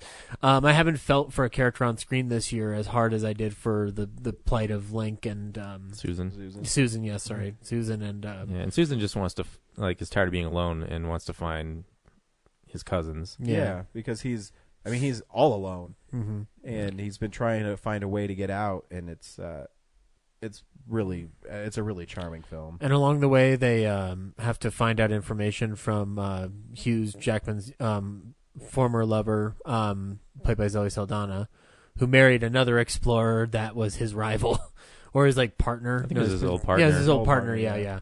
And she's getting it too. Yeah. I like how she kind of she's basically just deciding to join them. She's not even it's not even I like that it doesn't have this whole damsel And coming there's no on romantic. the journey. Yeah, no, involvement. It's just she's gonna go on the adventure Well, Because she's recently widowed and she's Yeah. bored, so she needs stuff to do too. They're all looking for on an adventure. they're all looking for their own answers on this journey, which I find more than lovable. And yeah, it just the feel of it is really interesting. It's it's not folksy, but it's yeah, but no, and when they eventually get to Nepal and go meet the Yeti, what's with the chicken? where you learn that they don't even want him there because he's not. They're elitists. Yeah, they're Yeah. elitists, and he's the bumpkin cousin basically. Yeah, and it is actually kind of a shocking turn for me and I was wondering why. I said, wow, they show this in the trailer, and I guess he's just going to make it there. what I liked about it is so it's not done when that turn happens and then they throw him into the pit. It's not done in a grand dramatic fashion. It's kind of done just matter of factly. Mm-hmm. So it kind of adds to the impact of the frustration Yeah. you feel as an audience member when you're because you feel for them. But and then the symbolism. I mean, at the end, the bridge breaks, and so they're the ones who are now cut off from Yeah. everybody else because of how they felt and being elitists. yeah. And then he turned around and said, "Your utopia sucks." That was one of my favorite lines. Kellen couldn't start laughing because he made fart noises. Yeah. Butts on toilets. Butts on toilets. Butts on coming- toilets. Yeah. Coming this fall from Netflix. I heard it's going to win all the Emmys this year. Probably. Yeah. I mean, he has a song. It's called Butts and Wieners and Farts in Butts. I heard Lady Gaga helped out with it after they both collaborated on Shallow. It'd be ba ba ba ba ba ba ba ba ba ba butts and toilets. That's my Lady Gaga. My butt's in the toilet. I'm going in. That's why I mentioned Shallow, because I was like, please do this. I'm not the lyricist. Fall to the bowl. We're far from the toilet now. But yeah, no, and in the toilet. But yeah, no, and the animation's beautiful, and I love how like sometimes I haven't watched every like a movie, so bear with me. I've seen Paranorman and Kubo, but they showed like some behind the scenes stuff of how they animate a scene in this one, and it's just like I love stop motion because that and like the time it movies takes. never catch on. I think I don't think their marketing budget is as big as Disney's. So their marketing's off, and I get that. I mean, their movies. We see it at theaters easily, but like part of what Disney is also able to do is like a lot of print that gets around. So. And also, Leica's not like known for family entertainment the way Disney is. Like, it's very different. I just think it's interesting because I don't even know any of their movies that are not well received, but they seem to have a hard time finding an audience. I think the Box Trolls might be the weakest received, and that's still like a 60 or 70%. If we're talking like RT, but like I'm just using that as a general barometer. But no, and I mean like I just like also like that, like it's a very honest film. Like it moves like a tall tale should. It has the right amount of whimsy to take me into it. So you know, I thought the most impressive animation though was when they were on the cruise ship and going to England, and the camera was moving around up and down and from side to side and spinning through the hallways while they were shooting guns and pushing people out of the way. I thought that was really impressive. Yeah, I'd love to see how they made that. Yeah, I'm sure that Blu-ray will be packed with stuff. I hope. Yeah, because they usually tend to pack their stuff pretty decently with some BTS footage. So, but yeah, no, and I will say this: I'm not normally, especially in the last couple of years, I haven't been like finding songs attached to movies or written for movies or like the single to the hit motion picture that catches my fancy. But this song at the end of the credits, I fucking love. The credits were amazing too, though. That doodly-dee, like that song, I fucking love that, and I've been listening to that for the past 3 weeks. Yeah, it's interesting you say that. I don't remember an actual song with lyrics that, besides, I mean, I don't even count Star Is Born counts, but where Top Gun had Danger Zone or something like that. What's the last time I've heard a song going, yeah, this is made for this film and it's awesome. Yeah, no, they rarely happen anymore. Soundtrack tie-ins aren't really a thing anymore. Because now it's, Guardians of the Galaxy puts in awesome songs from the 70s. It's either a jukebox or a really interesting score by like, I don't know. Like I can't really Live to Rise in Marvel's The Avengers. Soundgarden? Yeah, I like that song. What was a Nickelback song on Spider-Man? Is it Spider-Man 2 or Spider-Man? The first Spider-Man? Yeah, but that was bad. Something about flying. Yeah. I'm so high. Yeah. I can live forever. Spider-Man is in the building. See, you guys make fun of that though, but you haven't listened to the full Daredevil the album, all the new metal in the world that you can just like push into your ears. And did Kevin Smith forget he's in that movie? Probably. He smokes so much weed now because he's like so impressed that he's in the MCU, but like, dude, you were in the Daredevil movie. That doesn't count. I still think Daredevil's better than people give it credit. No, but it's not MCU. That's why Director's Cut for sure. Oh yeah, Director's Cut's awesome. Yeah, because it's got Coolio in it. That's why it's great. Amongst I don't remember. Yeah, he's got a subplot in it. No, it's mainly because that movie's more violent, which is nice. Oh yeah. Yeah, I don't remember other like songs attached to movies that are like a big deal anymore. Yeah, No. Shallow, I guess. Yeah, but that movie has to have that song. It's kind of a musical. Yeah. Will Smith needs to, come back and do one of those things. Yes, he does. Men in Black. Yeah, I guess Men in Black might be the really last. Wild Wild West. But no. I know the movie's not big, but that song was fucking big. Yeah, but I'm talking about. I'm sure there's one for like some animated movies like Secret Life of Pets or something. Or Accidentally in Love for Shrek 2 was the last one I remember. But that's also a cover, though. They're Counting Crows. Okay, so original, yeah. That's what I mean. Like, I'm talking about a song that's made specifically for the film. Skyfall? Oh, yeah. Yeah, Skyfall's great. That's James Bond. But I mean, the theme song is amazing. Let the sky Yeah, fall. was there one for Spectre? I don't remember. There is. Yeah, it's the Sam Smith one. Yeah. Oh, that yeah, also forgettable. one. Yeah. I mean, the credits are awesome, but yeah, the song's not good. But also still not as good as Skyfall's credits. Welcome back to Never As Good as Skyfall. We're going to talk about all the things that Skyfall's aren't so as good as awesome. Skyfall. Ninja Rap, Ninja Turtles 2. Yep. Classic. Yeah. Dream Warriors, Nightmare on Elm Street 3. Yep. Man Behind the Mask, Yep. Friday the 13th, Part 6. Friday the 13th disco version. Yeah, that's true, too. So Missing Link. Yep. Yeah, Missing Link. Wonderful film from Leica Studios. Yeah, good time. Yeah. Kind of a shame that, has to compete with Endgame right now. Yeah. Well, I think couldn't it's compete with Curse of La Llorona either, so. La Llorona. So. Yep. But you know what? It'll come out on Blu-ray, and people will discover it on streaming, and then everybody will be like, "Why didn't we watch this Leica film before?"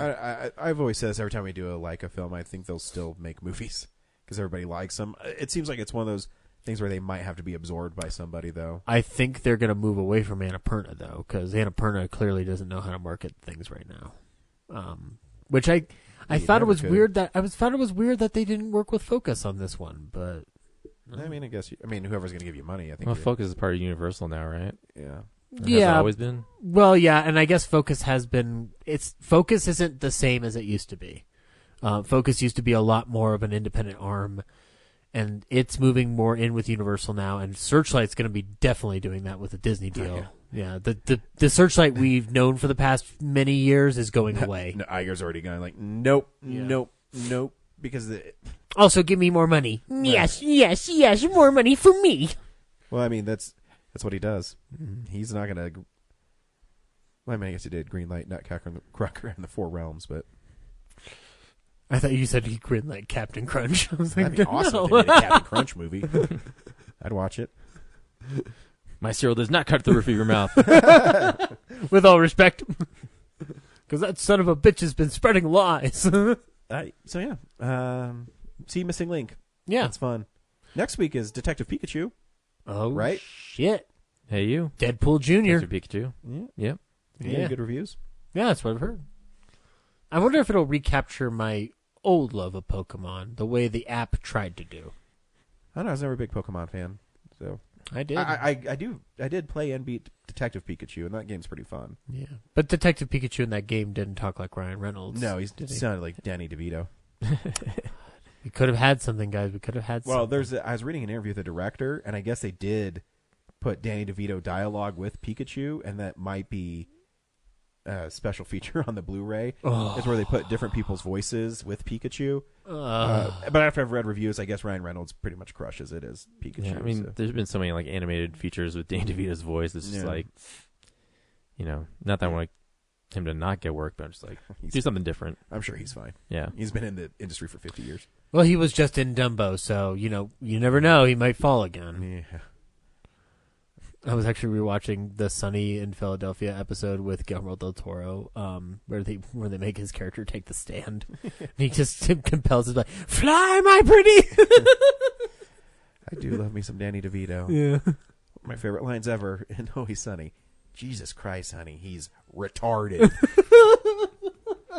Where they tell Sweet D that the guy they're dating is retarded, but he's not. He's just a rap. She goes to his house and he's eating cereal out of a big bowl with a wooden spoon. Oh, fuck. Anyway. Always Sunny. But yeah. Horrible people, funny show. Next week, Detective Pikachu. But if you're listening to this before this happens, come down and see us at the Bug Theater on May 6th. Yeah. Good times. Yeah. As always, thanks for listening. All right. Bye-bye. Oh, Jinx, you owe me a Coke. Done.